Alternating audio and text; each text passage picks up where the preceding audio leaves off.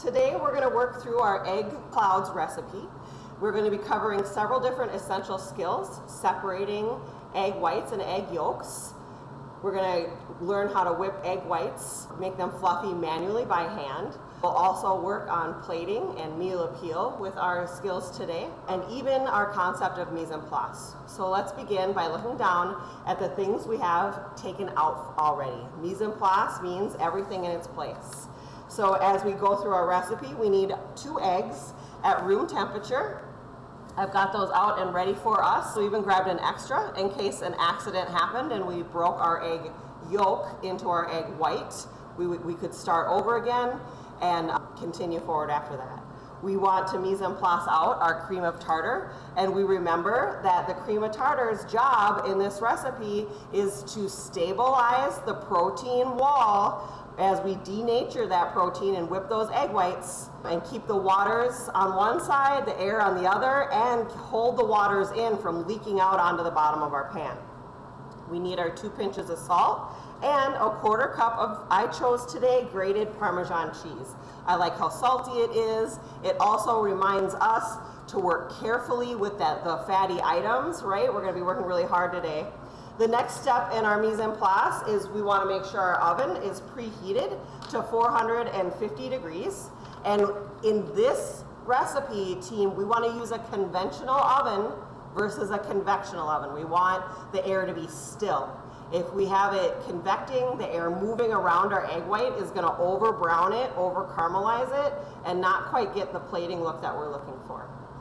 So we're set up there. Our next direction tells us to set up a sheet pan with parchment paper, and I'm going to just take a little bit of an extra step today and just dust down a little bit of cornstarch in order to help release this product when we're working it off the pan later. So I'm just going to use this sifter here and just dust a little bit of cornstarch down to help with nonstick. That's all. Doesn't affect flavor or anything like that, so you don't have to worry about that. Prepared that, and you want to make sure you get this pan ready before you begin the mise en place part. You don't need your whipped egg whites in the bowl deflating while you're prepping this. It affects the quality of your product, so this is an important pre-preparation step. After that, we get to continue forward and separate our egg whites. We are just going to put our egg whites in our largest mixing bowl, and then I have prepared for us 2 small little side ramekins to put our egg yolks in. So hold them until it's time to place them back into the egg clouds for the final baking process. At home, you can go ahead and use small little teacups, spray maybe a little bit of cooking oil in there to keep your egg yolk intact as you're pouring it out. Your goal is to have intact yolks. If they break though, that's gonna be okay. They'll still just gonna work just fine. Maybe that customer, or you want your egg cooked a little firmer. Breaking that egg yolk is gonna help do that. So we're gonna go ahead and just use our flat surface to separate our egg whites from our yolks. And I just give it a double tap usually until I feel it start to break. Right here, we got it broken, and I'm just gonna place my thumbs right here, and I use them for pressure. And as soon as I start to crack it open, I turn it upright. So I can go this way or this way, it doesn't really matter. We're just gonna catch the yolk now.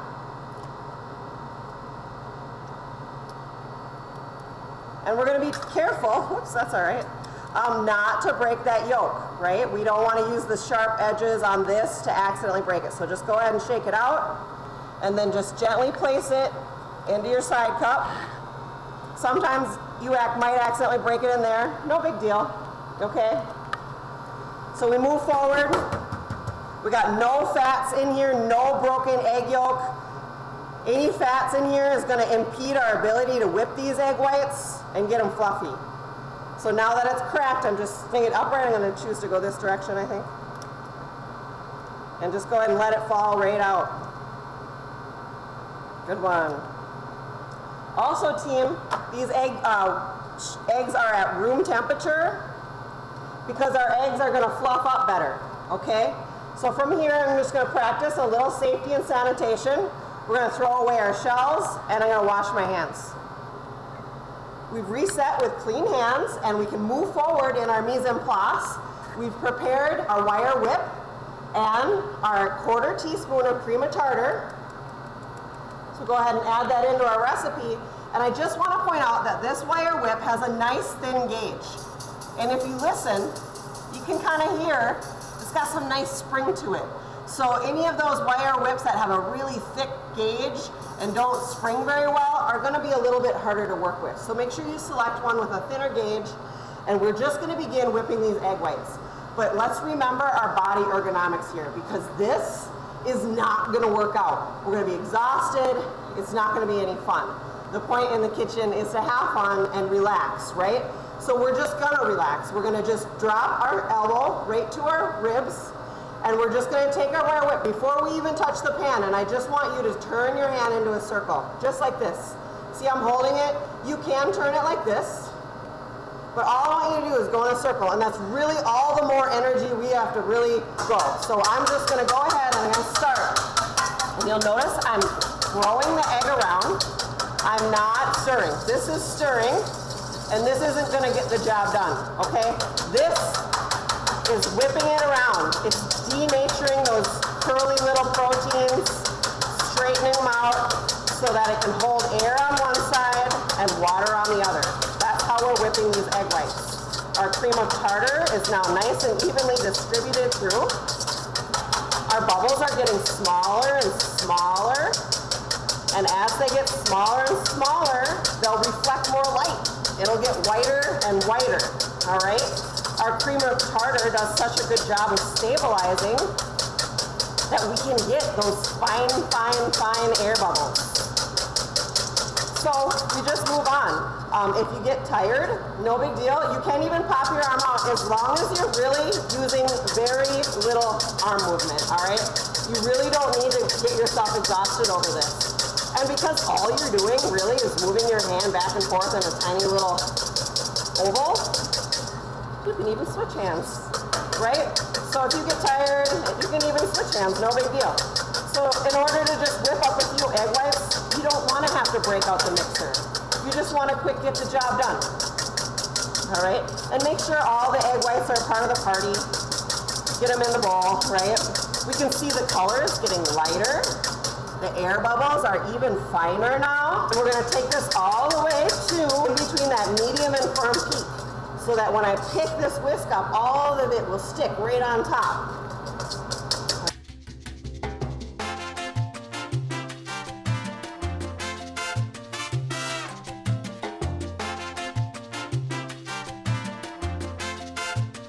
So after 30 seconds, we've already moved ourselves to soft peaks.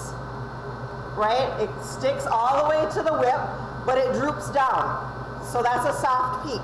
If you're wondering, when you're looking at recipes and they're telling you what it should be like, soft peak's droopy. So what happens if I just hit it really hard again for another 25, 30 seconds?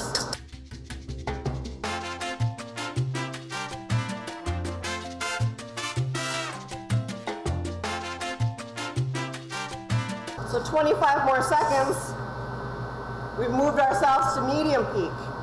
It sticks out way further. It's firmer. What if I get a little nice little blob, get it to the top?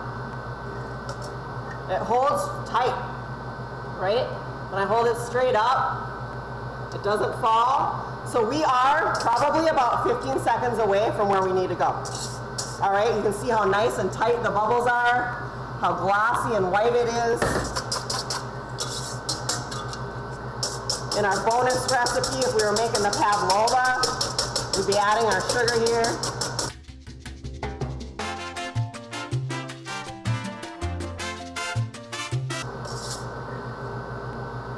We are there.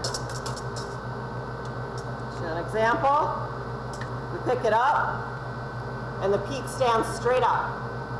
We've reached firm peak. All right, so you have visual cues. Soft peak, droopy, runny. Medium peak, sticks out nice but falls. Firm peak, it's firm.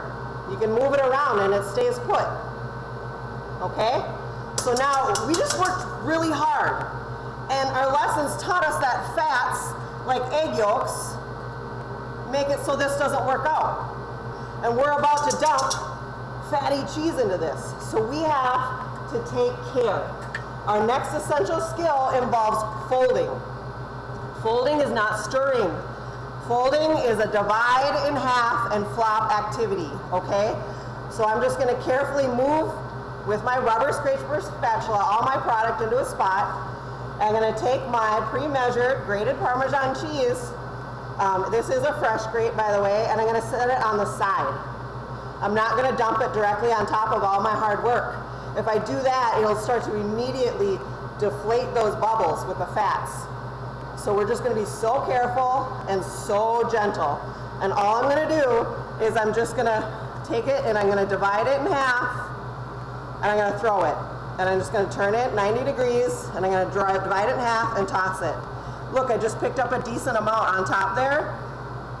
And I'm just careful. And I'm only gonna do this a few times until there's like just a little bit all mixed through. I don't need it to be a perfect, fold until well combined, right? This is still gonna fluff and carry the cheeses through. So right now, I got it mixed through very, very lightly. I can still see egg white there, but plenty of cheese here and there. We stop touching it, stop poking it, don't stir it, leave it alone, okay? This is where we move directly to our prepared sheet pan. This is why it needs to be ready. And we're just gonna take our rubber scraper spatula and we're gonna make 2 piles. So 1 pile for each egg, right? If you're trying to do your portions and expand this recipe out. Like my other little pile here. I'm trying to work efficiently, but still get every piece of product out of this. This doesn't belong down the drain or in the landfill. This belongs in people's bellies. So we use all of it. Next step, we just take a nice spoon and we're gonna make a little dent here. This is gonna be the little nest, the little divot in the cloud to hold the yolk later. So I'm just gonna go ahead and work this down and make a little divot. And this is gonna puff when it cooks. Okay, a little divot, but don't show your parchment on the bottom. But it's all gonna puff, so make sure you make a nice wall so that you can hold your yolk later. We're gonna pop that right into the oven for 3 minutes.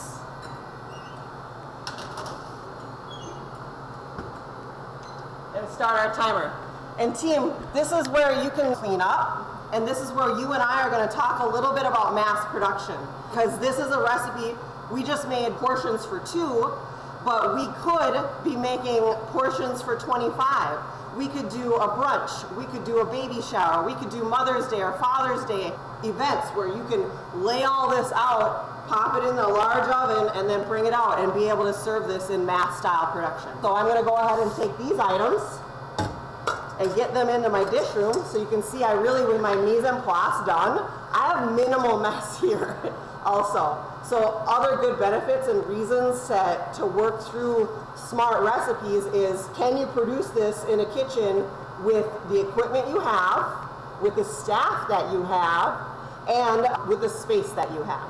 This can all be done with just a few things. This is a reasonable recipe to work through in your restaurant. As well, it's very likely you're going to have Parmesan on your menu. Eggs are in your restaurant. Salt already exists here. Cream of tartar is affordable. So all these things are things we have, and we're not creating brand new orders for brand new menu items when we think about that mass production type settings. I'm going to drop this off and I'm going to meet you over at the toaster. Clouds are working through their first 3 minutes in the oven, and while that's happening, we are going to multitask, mise en place, make sure everything is in its place. And with that, that means we'll begin our toast for our recipe. So what you're seeing here is a reduced size conveyor belt oven. And inside of it, there's literally a conveyor belt moving our toast along through the recipe. So this is awesome because a chef can get many, many, many pieces of toast going.